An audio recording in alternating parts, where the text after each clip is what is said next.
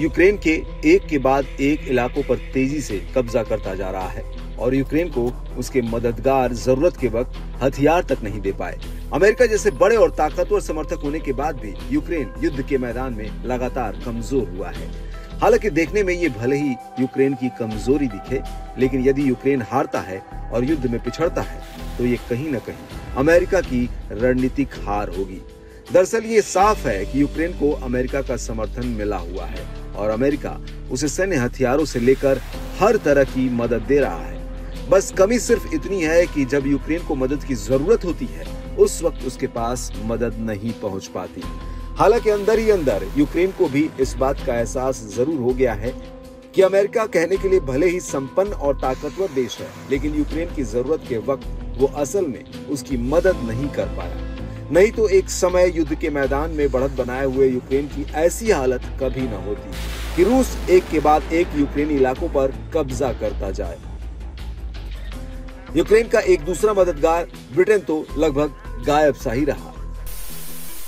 बड़े नाम वाले देशों ने भले ही यूक्रेन की पर्याप्त मदद न की हो, लेकिन कई नेटो सहयोगी देशों ने यूक्रेन को काफी हिम्मत दी। अब एक नेटो सहयोगी एस्टोनिया यूक्रेन की मदद के लिए उसकी धरती पर सेना भेजने पर विचार कर रहा है। इससे पहले फ्रांस के राष्ट्रपति इमैनुअल मैक्रो भी ऐसा विचार व्यक्त कर चुके हैं। एस्टोनिया का आगे आना इसलिए भी बहुत महत्वपूर्ण है क्योंकि वो रूस के साथ 545 मील की सीमा साझा करता है और वो गैर लड़ाकू भूमिकाओं के लिए पश्चिमी यूक्रेन में सेना भेजने को लेकर गंभीरता से विचार कर रहा है। एस्टोनियाई राष्ट्रपति के राष्ट्रीय सुरक्षा सलाहकार मैडिस रोल ने इसी हफ्ते ये जानकारी दी है। रोल ने कहा कि हमें सभी संभावनाओं पर गौर करना चाहिए। उनके मुताबिक यूक्रेन के मदद की बात को हमें सिर्फ दिमाग तक सीमित नहीं रखना चाहिए कि हम क्या कर सकते हैं। उन्होंने साफ शब्दों में कहा कि एस्टोनिया व्यापक नेटो मिशन के हिस्से के रूप में होने वाली किसी भी तैनाती को प्राथमिकता देगा। उनके मुताबिक ये प्रयास एक व्यापक संयुक्त ताकत और दृढ़ संकल्प को दिखाएगा।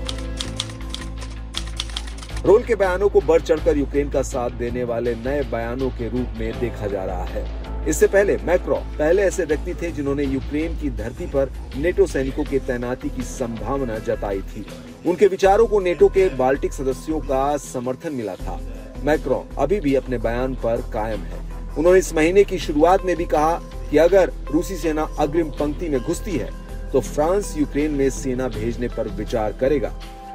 मार्च में पोलैंड के उप विदेश मंत्री आंद्रे सजेना ने भी कहा था कि यदि यूक्रेन पर बमबारी के लिए रूस मित्र देशों के हवाई क्षेत्र का इस्तेमाल करता है तो उनका देश उन रूसी मिसाइलों को मार गिरा सकता है। जर्मन राजनीतिक नेताओं ने इस महीने इसी तरह का एक प्रस्ताव दिया था जिसमें सुझाया गया था कि पोलैंड और रोमानिया में स्थित नेटो वायु रक्षा प्रणाली यूक्रेन में लगभग 45 मील तक एक सुरक्षित क्षेत्र बना सकती है। आपको बता दें कि कुछ ब्रिटिश और फ्रांसीसी सैनिक पहले से यूक्रेनी सैनिकों की सहायता के लिए यूक्रेन में मौजूद हैं। यूक्रेन के साथ खड़े होने वाले और उसे सैन्य हथियार देने वाले देशों को रूस ने चेतावनी भी दी है।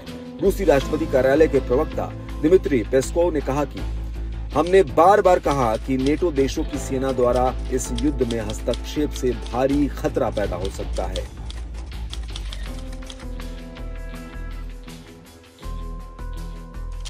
रूस ने इसे उकसावे वाला कदम बताया है। रूस का कहना है कि वो इसे बहुत गौर से देख रहा है।